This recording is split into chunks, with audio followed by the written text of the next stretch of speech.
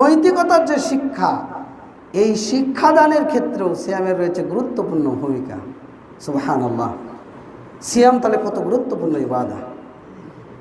যদি অর্থনৈতিক ক্ষেত্রে আমরা চিন্তা করি তো সহিহ বুখারীর প্রথম খণ্ডের ৩য় নম্বর হাদিস, আব্দুল্লাহ ইবনে আব্বাস রাদিয়াল্লাহু আনহুমা তিনি বলছেন যে কানা রাসূলুল্লাহ সাল্লাল্লাহু আলাইহি সাল্লাম আসওয়াদান নাস, আল্লাহ রাসূল ছিলেন সবচাইতে দানশীল ব্যক্তি। আর রমাজান আসলে আল্লাহ রাসূলের দানের গতি এতটাই বেড়ে যেত, মিন রিহিল মুরসালা, হাদিসের শেষ অংশে আসছে যে প্রবাহিত বাতাস যত গতিতে যায় তার চেয়েতে অত্যাধিক গতিতে আল্লাহ রাসূল দান করতেন।